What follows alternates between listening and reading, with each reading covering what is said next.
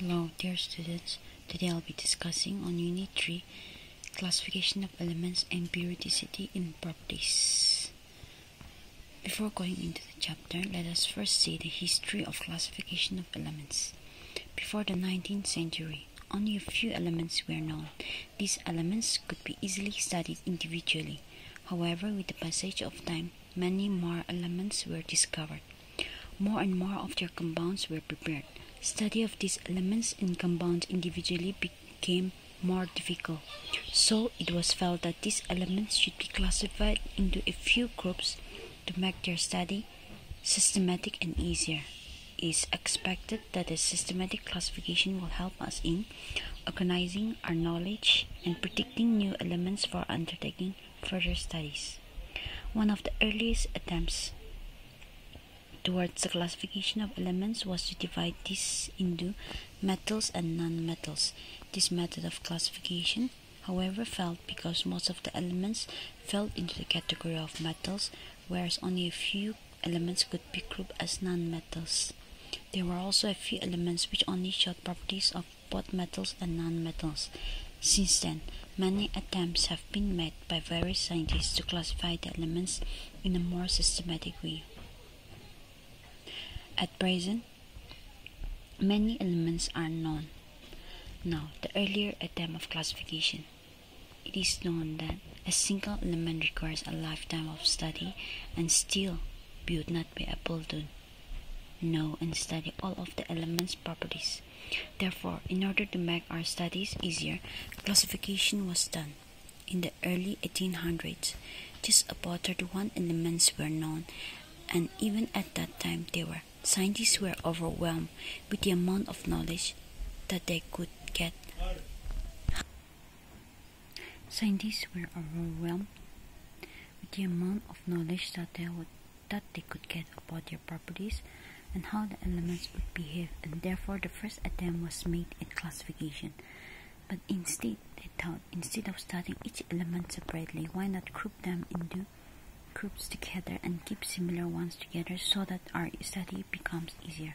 So the first attempt was made by a scientist, Johann Dobereiner, a German scientist, in 1829.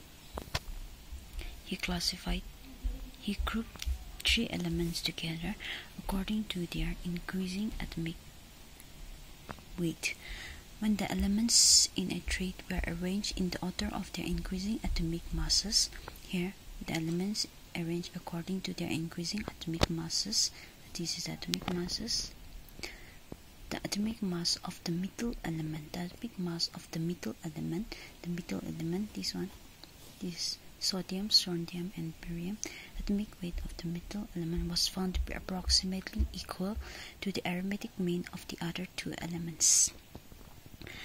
Now, this Dobereiner gave this as in the form of traids, and this is known as Dobereiner's traids because there were groups of three elements each. In the first group there are three elements, second group three elements, third group three elements. However, he was able to form only three such traids, means the first, second, and the third. Only three such traids. These are lithium, sodium, and potassium. The second one, calcium, strontium, and barium. Third one is chlorine, bromine, and iodine. He could make only just three traids on the basis of their atomic weight. Now, what was the relationship he found out, and why he could make only these three traids? He thought that the three elements had something. All of these three elements each has something very different. Firstly, they all had similar chemical properties. Secondly, when they were arranged according to their increasing atomic masses, the middle, as in the definition, the middle element actually was the average of the masses of the first and the third. Now, if we see here, take an example here. Lithium has mass 7, sodium 23, potassium 39. Now, if we add 39, and 7, that make masses of potassium and lithium, we get 46. Now, if the sum is divided by 2, then we get 2 are 4, 6, 2, 3 are 6. Now this shows that we get the average mass of the two. Now this shows that 23 is the average, 23 is the atomic weight of sodium, 23 is the average of the other two elements. So we could say in one way that the masses of the element of the middle is somewhere in the first and the third masses and in the halfway.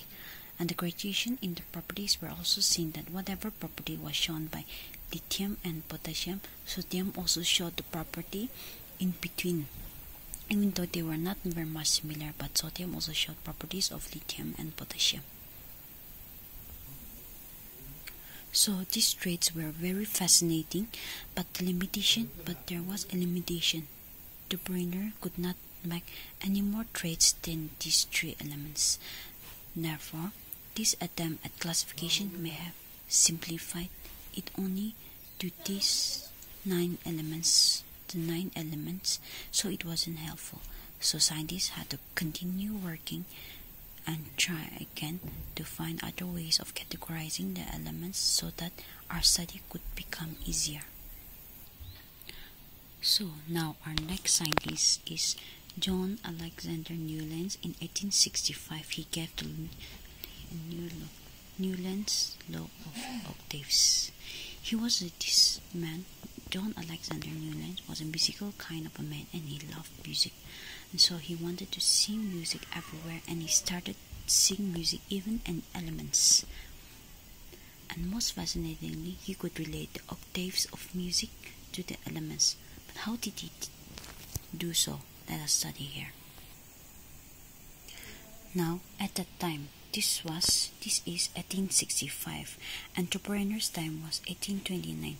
During the span of years between 1829 to 1865, the element had risen to about 64 more elements were found.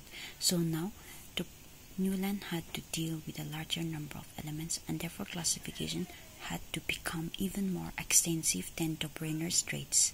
So according to Newland's law, his law also known as Newland's Law of Octaves. Just like the octaves of music, if we arrange the elements according to their increasing atomic masses, we find that the element has properties which are a repetition of the first elements, just like the eighth note of music, which is the repetition of the first note. Those who are interested in music will be able to understand more easily. Now, the eighth note of music. Do, re, mi, fa, sol, la, ti, do.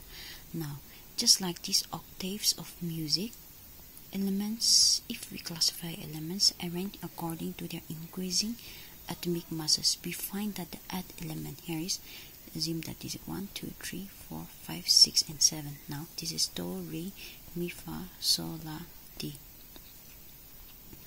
Now, here we find that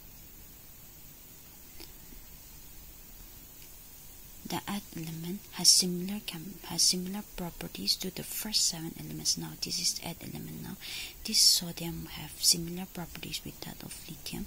Magnesium was found to have similar properties with that of beryllium.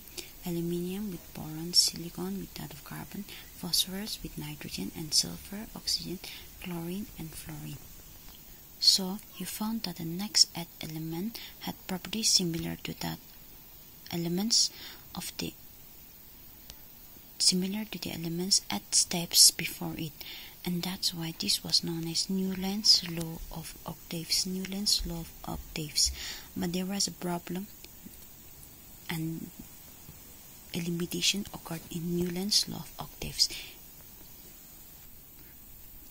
When he came to the element calcium, after calcium, his law failed very badly while dealing with heavier elements beyond calcium. Therefore, Newland's classification had limitations. When double cases were also discovered, the idea of octaves could not be held. However, if we actually see, he is the one who gave the concept of periodicity. Means after one period, after a period, a similar chemical property occurred in the second one. That means after one period, the second period had similar chemical properties, each corresponding alternately. Now, the concept of periodicity came after a certain period, so the properties were repeated. Now, the concept of periodicity was found but could not be extended beyond calcium, because Newland's law of octaves could not go further after calcium. So now the next scientist, Meyer and Mendeleev both of them were working simultaneously on the classification of elements, and they arrived to a similar conclusion. Meyer observed a periodicity in the property of the elements with atomic mass, the properties with atomic mass, and thus Meyer's classification was for the first time confirmed a definite pattern and periodicity in the property of elements. And now Mendeleev, the Russian chemist Dmitry Mendeleev, he studied the chemical properties of elements known at that time. When Mendeleev arranged the elements in their increasing atomic masses, here also atomic masses, he observed that the elements with similar properties appeared at regular intervals, and thus this led him to state that his famous periodic law as Mendeleev's periodic law in 1869. His law states that the properties of elements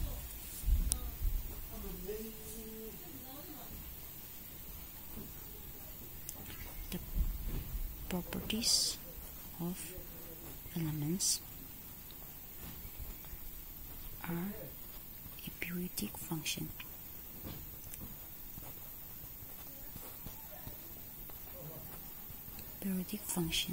of their atomic masses. Properties. Mendeleev's periodic law states that the properties of elements are a periodic function of their atomic masses. In other words, according to his law, when the elements are arranged in the increasing order of their atomic masses, the elements had similar chemical properties and are repeated at regular intervals. For this video, in video 1, this will be it, and in the next video I'll be explaining on Mendeleev's periodic table and the long form periodic table.